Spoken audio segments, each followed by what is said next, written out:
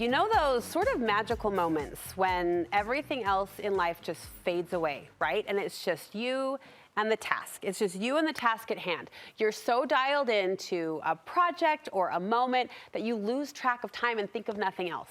Well, if you haven't already heard, it's called the flow state. And it apparently has some pretty serious health benefits. According to the website Very Well Mind, the flow state is associated with increased happiness, higher intrinsic motivation, greater creativity, better emotional regulation, among a long list of other positive effects. Well, my next guest wants you to start incorporating this flow state into your weekly or even daily routine. And you don't have to wait for it to happen. You can make it happen.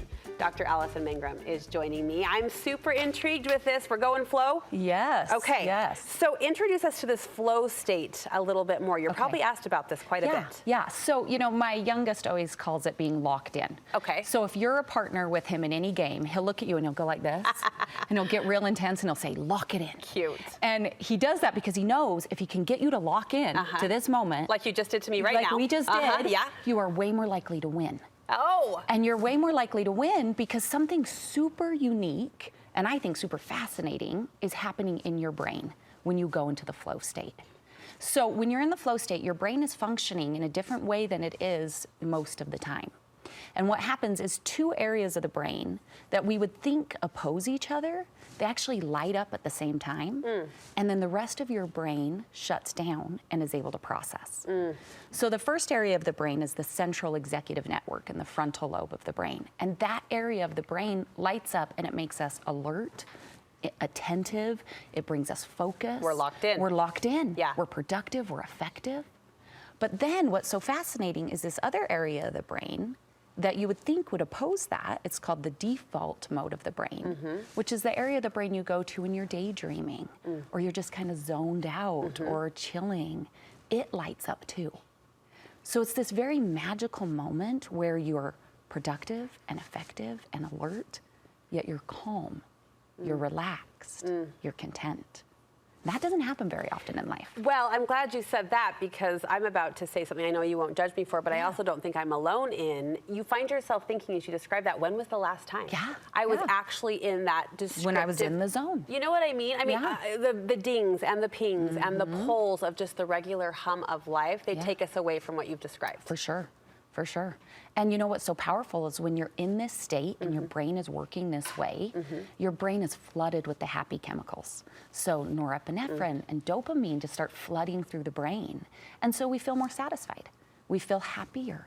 We feel relaxed. Anxiety decreases, depression decreases, but we're also very productive and very effective. You're going to help us get there. I found myself thinking, can you prescribe this? Can you set out to seek this and accomplish this? Yeah, it's like anything else, right? It's practice, but it's being deliberate. And so, almost any activity can get you into a state of flow, but it's going to be very unique per person. And that's because to be in a state of flow, it's dependent upon a few things. So the first thing it's dependent upon is that the task has to require attention and effort from your part. So, but it can't be so much attention and effort that you get frustrated or overwhelmed. So it's not mindless. So it's not mindless. It's not scrolling through Instagram. But it's also not a 2,000-piece puzzle. Exactly. Or, well, for some people it may be. Okay. But what it is that your skill set needs to match the challenge of the task. So there's a balance in that. And so that's why it's unique to you. If you're a very well-played pianist, you might get into the flow playing. But if you're not, then that's not going to be the activity that's going to get into the flow. What's an activity that gets you there quickly or easily? For me, a lot of movement. So I'm always about movement. So hiking, biking, running, anything like that gets me in the flow. But you can get there multiple ways. Okay, you say the reward at the end of this activity that can help get you in that state of mind? Yeah, so you want to pick something that not only requires attention and focus, but that's something that has an intrinsic reward. So it has a purpose to it. You aren't just mindlessly watching TV, but you are either creating something or getting even a small reward, like playing a game where you're just tossing, a ball into a bowl on your desk, but the reward is that the ball lands in the bowl. But what's really important, Brooke, is that the reward is intrinsic. So that means you're doing it for the activity's sake. You know, let's say running gets you into the flow. You're running to run, not because you want to Burn win calories the race or yeah. burn calories. Yeah. You know, the reward is that you're doing the task. The reward is the task. The reward is the task. Which is really a lovely way to live. And I'm seeing a pull toward that lately. Like there's a meme going around Instagram about the purpose of creativity and the benefits of doing something with your hands. I mean, I feel us pull toward more of that activity is the reward. Is the reward, yeah. And keeping in mind that it doesn't mean you have to be necessarily really good at it.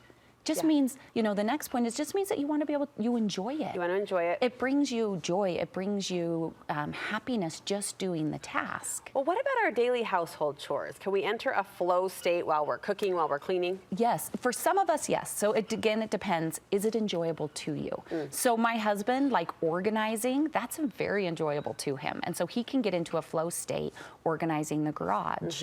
You know, if you are really inept at cooking, you can definitely get into a flow state cooking. So you'll find the things that work for you. Does the commitment matter, as in the length of time or the duration of time?